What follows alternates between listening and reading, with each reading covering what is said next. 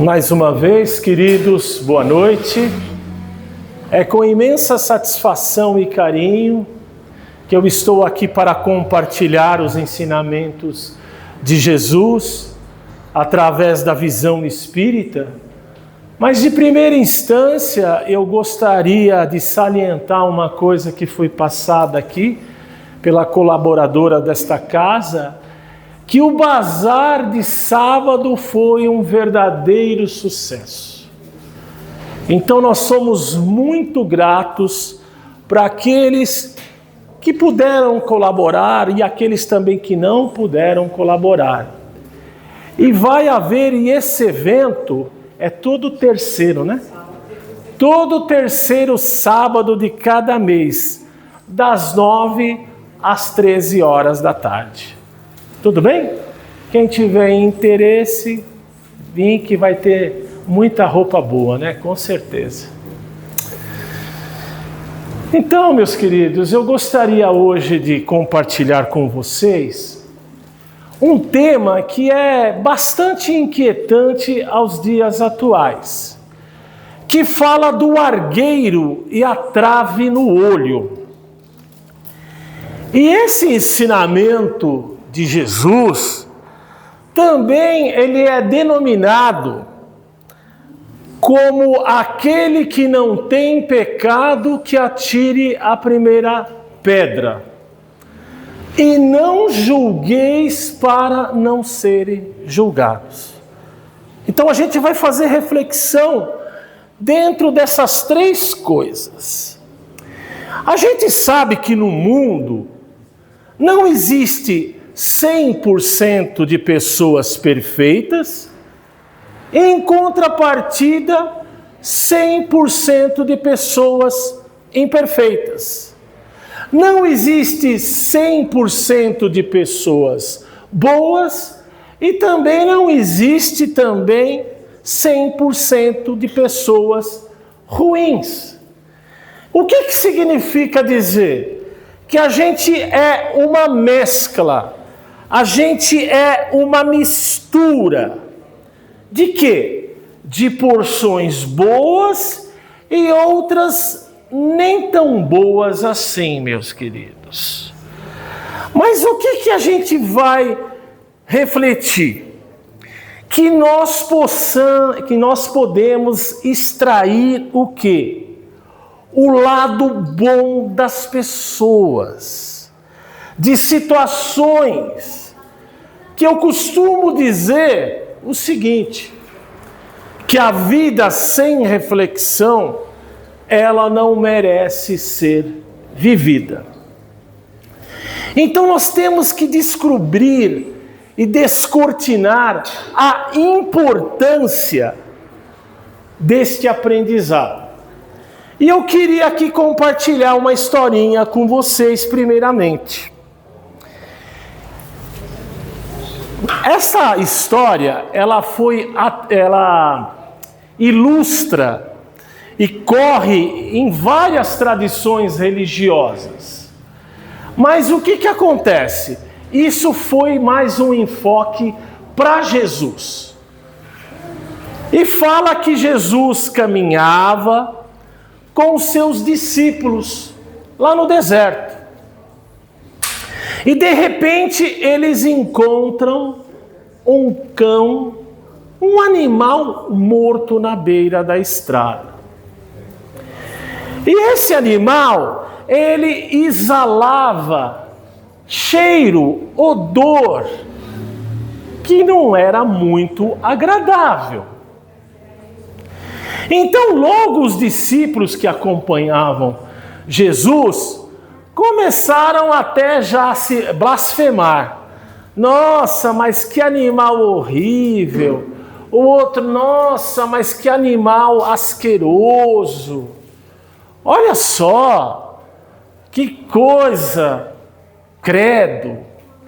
Expressando aquele olhar de nojo, de asco mesmo. Aí, quando eles terminaram de esbravejar, de reclamar sobre essa situação, Jesus se aproxima deles, se aproxima do cão morto, e é ali que ele vai falar para eles: olha só, meus queridos irmãos, olha a dentição deste animal, como é alva e perfeita. O que nós podemos entender e extrair dessa história, meus queridos? O que a gente pode refletir? Tem um caráter moral. Bem ou mal, a gente tem a tendência de sempre ver o lado ruim das pessoas, aquilo que ela faz de forma equivocada. Mas ela também tem o seu lado bom. E quando a gente perceber e ter a sensibilidade, aquilo que há de ruim já começa a não nos incomodar mais. Até o Emmanuel, ele fala na lição, na Fonte Viva, o seguinte, que até os bandidos têm um lado bom. Eu vou contar uma coisinha bem rápida aqui para vocês. Há uns 12 anos atrás, eu estava assistindo um noticiário, e sabe o que apareceu ali? Pessoas que iriam fazer um assalto. Eles estavam ali reunidos, e o que eles começaram a fazer? Eles começaram a fazer uma prece, uma oração.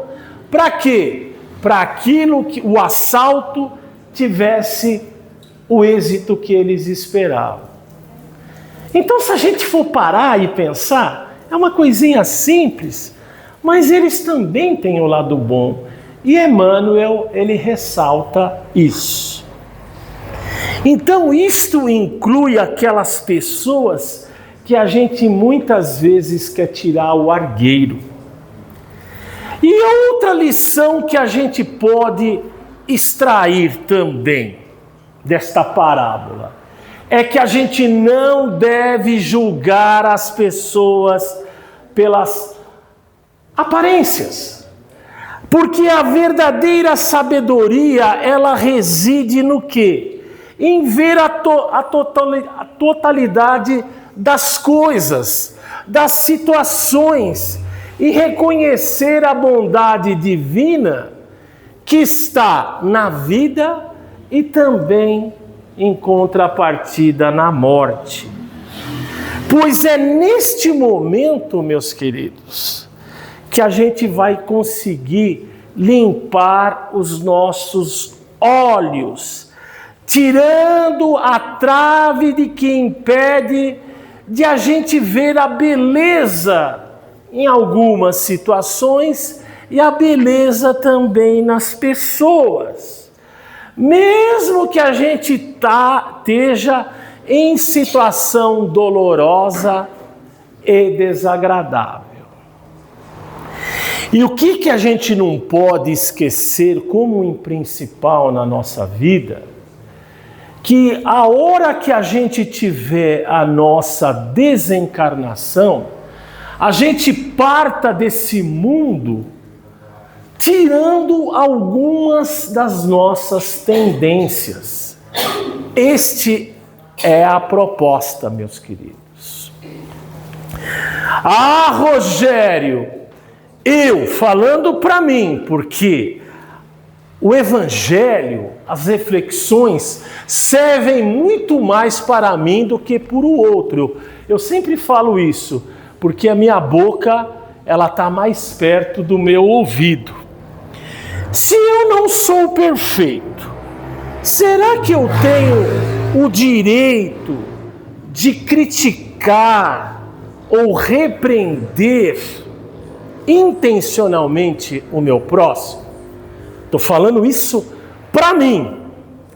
Numa linguagem popular, olha, o telhado seu também é de vidro, Rogério. E ele pode se quebrar também facilmente. Portanto, Jesus nos alerta que antes que você tire o cisco do olho do seu irmão, você aponte para o seu e tire o cisco do seu primeiramente. Isto inclui o nosso rol de amizade, no contexto familiar, aquele amigo mais crica, aquele amigo cri-cri, que muitas vezes nos dá respostas cruzadas e que a gente julga como uma pedra no nosso sapato. Olha aí.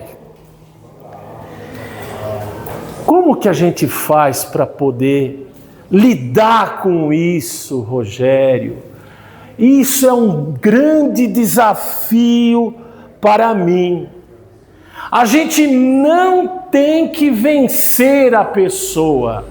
A gente tem que ver como está o nosso olhar para ela. Isto que é importante.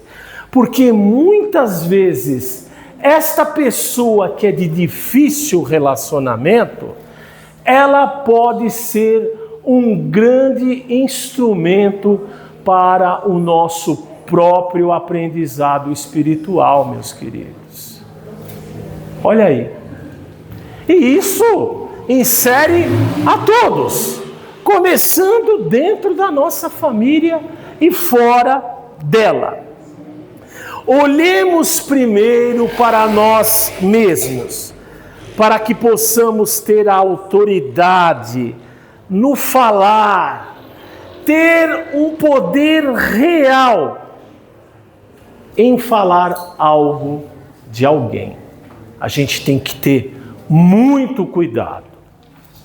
É um exercício que a gente sempre faz constantemente, para sermos mais tolerantes, para sermos mais compreensivos, para que a gente possa dar o quê? O verdadeiro despertar do nosso próximo.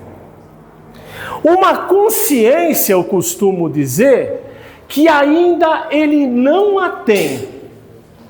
Ele não teve esse despertar.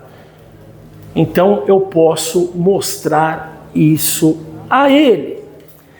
E isso, meus queridos, você pode dizer assim, Rogério, mas educar é preciso e às vezes precisa repreender. Sim, com certeza a gente precisa, mas antes de sermos os educadores do próximo, a gente convida-o para, se ele quer estar ao lado nosso, se ele quer estar ao nosso lado. Sabe por quê? Porque a gente tem um péssimo costume, muitas vezes, de se aproximar de uma pessoa que só concorda com você. Aquele que discorda, a gente acaba excluindo. Então não é essa a proposta. E para ilustrar isso, conta-se que um jovem chegou por um padre de uma paróquia, de uma igreja, e falou assim para o padre: olha, padre, eu vou sair da igreja. Aí o padre fala: mas por que, meu filho? Sabe o que é, padre? Eu vejo a irmã falar de outra irmã, o irmão que não dá um bom testemunho, os ministros que criticam o padre pela campanha que ele faz na igreja. Responde aquele jovem. O padre reflete um pouquinho e diz assim: olha, antes de você sair da igreja, eu quero que você me faça um favor. Eu quero que você vá e dá 3 voltas na igreja. Mas um detalhe que eu quero que você faça. Eu quero que você dê essas 3 voltas com um copo cheio de água, sem derramar uma gota no chão. E daí você pode sair da igreja. Aí o jovem pensa, reflete, fala assim, isso daí é muito fácil. Quando terminou, ele disse, pronto, padre, eu fiz aquilo que o senhor me recomendou. Aí o padre responde para ele, filho, quando você estava dando volta na igreja, você viu a irmã falar de outra irmã? Viu falar mal, alguma coisa desse gênero? O jovem disse, não, padre. Você viu os ministros reclamarem da campanha que o padre faz na paróquia? O jovem disse, também não. Sabe por quê que você... Porque você estava focado apenas no copo, para que não caísse a água. Então, quando você for à igreja, por Jesus, ou qualquer outra denominação, que não precisa ser propriamente uma igreja, você não ficará atento ao que o irmão veste, a roupa que ele está vestido. Você também não vai ver situações e você também não vai ver o que outras pessoas estão fazendo de errado. Portanto, se você deixa de ir por qualquer motivo dentro de um templo religioso, por causa de pessoas, por causa de coisas, você nunca esteve lá por Jesus, meus queridos. Há muito tempo atrás, e algumas vezes também, a gente se depara com uma situação que pessoas já chegaram até mim e disseram assim, nossa, Rogério, lá no centro espírita, eu acho que todas as pessoas ali são intocáveis, são pessoas perfeitas. E sabe a minha resposta qual é? Olha, eu vou falar para você, pelo contrário, dentro do centro espírita, é um hospital. Lá dentro tem pessoas que precisam, com veemência, do auxílio médico. São os que mais necessitam. Você pode ter a certeza disso. Porque muita gente acha que tudo é um mar de rosas. E não é nada disso. Então, a gente não vai encontrar pessoas perfeitas, igual eu disse lá no início. E fazendo uma análise de nós mesmos, resgatando um autoconhecimento. Mentes grandes, já Confúcio dizia. O que elas discutem? Discutem ideias, focam em soluções, problemas mais complexos. Mentes medianas discutem eventos, notícias do dia a dia. E mentes pequenas discutem pessoas. Elas às vezes se concentram em fofoca na vida de outras pessoas, se esquecendo da sua própria vida. É uma coisa que a gente precisa refletir bastante. Eu tinha uma coisa que a minha avó dizia lá atrás, quando eu era pequeno. ela falava: meu neto, as pessoas que falam mal do outro para você, fala mal de você também. É uma coisa que, se a gente for parar e pensar, é a pura verdade. E sempre olham o lado negativo e nunca o lado bom.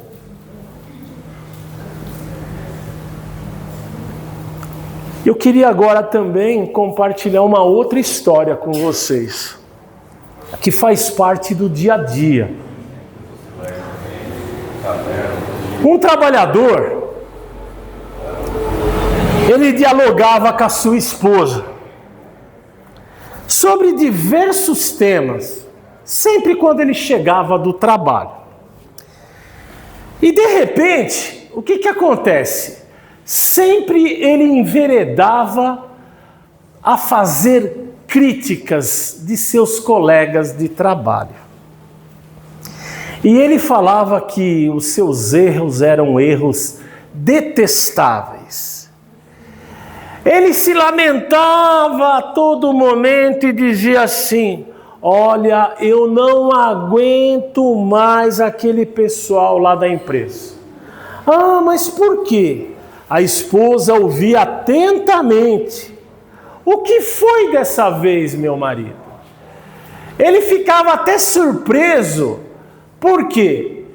Porque sabia que ele estava numa reincidência a fazer críticas novamente dos seus colegas e também de quem quer que seja e de situações que lhe acometiam.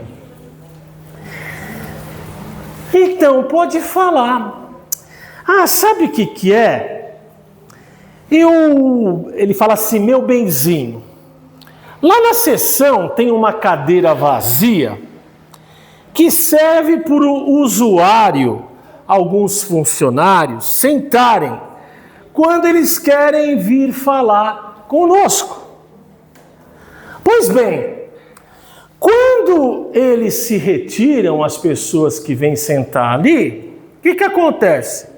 Eles não colocam a cadeira de volta no local. Eu acho isso um desrespeito, um disparate.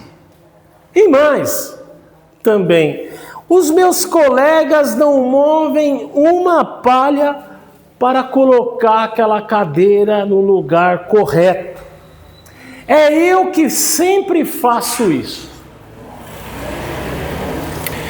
Já que a cadeira também, fora do lugar, ela atrapalha a locomoção de outras pessoas. A esposa continuava ouvindo e dizia assim: engraçado. Aí ele já fica perplexo, espantado, o coração começa a dar uma taquicardia, sabe, no marido.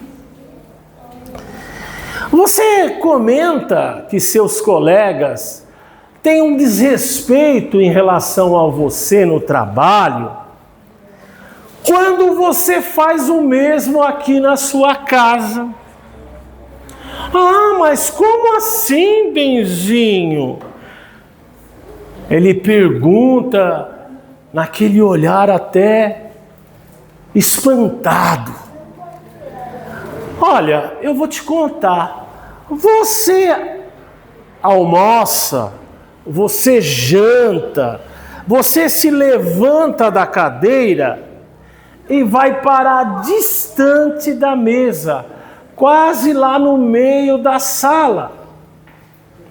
Eu e seus filhos, a gente fica observando o seu caminhar, totalmente satisfeito, atirando-se ali, se estatelando no sofá, com aquele olhar sonolento.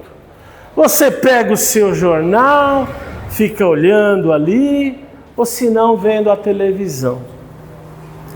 Enquanto isso, meu marido, eu recolho os talheres, no final eu coloco a cadeira no lugar, para que você não reclame ou mesmo tropece. Olha só. Ah, mas eu faço isso mesmo? Sim, você faz. Há quanto tempo? 9 anos. Era o tempo que eles viviam juntos. Meus queridos, se a gente for perceber, a gente reclama, a gente critica, a gente repudia nos outros muitas coisas que a gente faz habitualmente em nossa vida. Por isso que a gente fala da autoanálise. E a gente às vezes não se dá conta, em várias situações. Muitos de nós, a gente reprova os defeitos dos outros. A gente quer atirar, de alguma forma, a primeira pedra. Então, que a gente possa voltar e olhar para a nossa própria situação, para a nossa própria vida, que já é o bastante. Observemos constantemente para que a gente não caia no equívoco daquele esposo que deixava a cadeira fora do lugar e criticava os seus amigos. Por isso que a gente não pode julgar ninguém.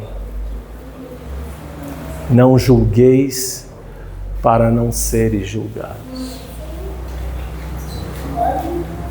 Eu agradeço